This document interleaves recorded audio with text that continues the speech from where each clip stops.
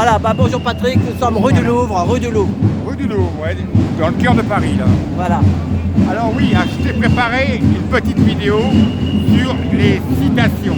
Moi, j'adore les belles citations. Les belles citations. J'en ai toute une liste chez moi que je collectionne depuis 10 ou 15 ans qui m'aident à avancer un peu dans la vie. Hein. Moi j'aimais bien les cartes postales en forme de... T'avais des cartes postales en forme de citations, ah bon et il y avait Victor Hugo ou machin. Ah oui, ils mettaient la tête du gars avec sa citation. À Saint-Michel, ils vendaient ça, j'en avais plein moi aussi. Ah, je savais pas, des cartes postales, ouais. Ah ouais, je ne connaissais pas. Alors, des citations et des proverbes. Alors, j'en ai sur tous les sujets, hein. Sur l'amour, sur l'amitié, sur, je sais pas moi, sur la médecine, sur le monde de l'entreprise. Enfin, là, on n'avance pas trop vite. J'ai des proverbes chinois aussi que j'aime beaucoup. Alors là, je t'ai préparé une toute petite vidéo de 5 minutes, des citations et des proverbes sur le business, sur le monde du business. Voilà. Le business, parce que j'ai travaillé un peu là-dedans et j'aime bien ces citations parce qu'elles sont souvent très cyniques. Voilà. Alors il y en a une petite dizaine, je vais aller vite. Alors, la première, derrière chaque niche fiscale, il y a un chien qui mord. Derrière chaque niche fiscale, il y a un chien qui mord. Ça veut dire que c'est très difficile en France de supprimer des niches fiscales. Il y en a environ 500.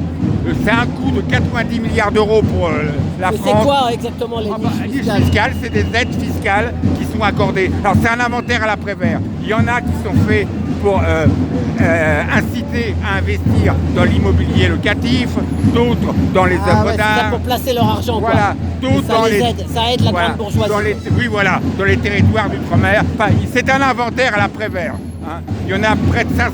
Alors on peut s'étonner que dans un pays comme la France, qui est en complète faillite financière, il puisse exister 500 niches fiscales. Et le problème, c'est pas tant l'existence de ces niches fiscales, c'est le fait qu'elles ne sont pas évaluées ou réévaluées fréquemment pour connaître savoir si elles sont encore vraiment utiles. Hein. Donc on crée des niches fiscales. Attends. Il s'énerve là, tu s'entends rigoler. On crée des niches fiscales, mais malheureusement, il n'y a pas de système d'évaluation derrière. Hein. Voilà. On l'a bien vu, hein, le gouvernement a voulu raboter les réductions sur les dons, les réductions fiscales sur les dons. Aussitôt, il y a quelques jours, il y a eu des montées de boucliers, notamment de la Fondation Emmaüs France. Apparemment, ça a été remis au tiroir. Hein, voilà. Ah ouais, qu'est-ce qu'ils voulaient faire contre Ils voulaient diminuer la réduction sur les dons aux œuvres. Voilà, c'est ça. Ah ouais. Voilà. Les Français qui font des dons pour les bonnes œuvres, ils voulaient ils voulaient baisser cette réduction fiscale. Hein. Voilà.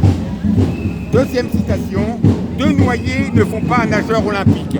Ça veut dire que dans le monde du business, quand tu associes 2 entreprises qui ne se portent pas très bien, ça ne donne pas un bon résultat en général. Hein. Souvent, il y en a une des deux qui couvre plus ou moins l'autre, mais ça ne donne pas un bon résultat d'associer 2 entreprises qui vont mal ensemble pour sauver les emplois, pour sauver un secteur économique, mais souvent, ça ne donne pas de très bons résultats. Troisième expression que j'adore, une belle endormie. Quand dans le monde du business, on parle d'une entreprise en ces termes, c'est une belle endormie. Ça veut dire que c'est une entreprise qui a du potentiel, mais qui s'est endormie sur ses lauriers depuis plusieurs années. Donc voilà. Ou ça bosse pas beaucoup, ou on ne s'est pas tellement adapté au futur marché. Hein. Alors, il y a une autre expression équivalente, la pension des mimosas. C'est la pension des mimosas ici. Donc c'est pas très... Quand un businessman dit sur l'entreprise que c'est la pension des mimosas, c'est quand même pas bon signe. Alors, quatrième expression, aucun client ne vaut la corde pour se pendre.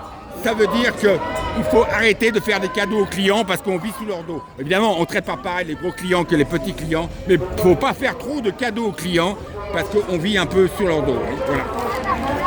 Alors, une autre expression, c'est un dérivatif d'une formule de Churchill. Si tu veux avoir Churchill. Ouais, si tu veux avoir un véritable ami dans la vie, prends-toi un clébard. Ça veut tout dire. Elle est bonne celle-là. Ouais. Une expression du financier Marc Fiorentino. La meilleure façon de gagner de l'argent est de faire des économies. C'est pas faux. Pour un agent économique, particulier, entreprise, État, la meilleure façon de gagner de l'argent, c'est vrai, c'est de faire des économies. Mais il y a aussi des dépenses à faire pour faire des investissements, hein, pour engager l'avenir. Il y a forcément des dépenses d'investissement à faire, hein, pour affronter l'avenir et les enjeux de l'avenir. Voilà. Alors aussi, a une très bonne expression qu'on utilise dans toutes les écoles de commerce du monde, ne pas s'acharner sur une affaire qui ne marche pas.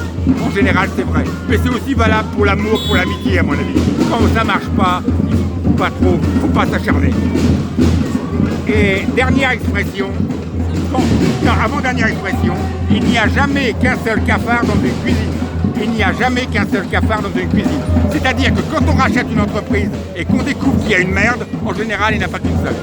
Voilà, c'est ça. Et dernière expression, c'est ce que m'ont dit les anciens quand je suis entré à la banque. Ça vaut pas que pour le milieu de la finance, ça vaut pour tous les milieux professionnels. Laisse toujours tes problèmes personnels à la porte du bureau. Ça c'est vrai. Voilà. Quand tu bosses, il faut laisser tes problèmes personnels à la porte de l'entreprise. C'est ça. Moi j'ai bossé avec des gens qui avaient des gros problèmes personnels, mais ils n'en parlaient pas du tout. Et d'autres qui avaient des problèmes, alors là, disons, t'étais au courant. Ils en parlaient toute la journée. Ouais, toute la journée, t'étais au courant. Voilà, il y en a bien d'autres, hein. Il y en a des dizaines, mais celles-ci m'ont paru pertinentes sur le monde du business. Voilà. Ben, merci. Merci Alain. Merci. La semaine prochaine pour vacances, non? Non, je suis là. Ah, t'es encore là. Bah voilà, c'est bien avec Mehdi, là, la grosse. Oui. Il y a aussi encore une grosse manif. Très bien. Ah, merci, Alain. merci Patrick.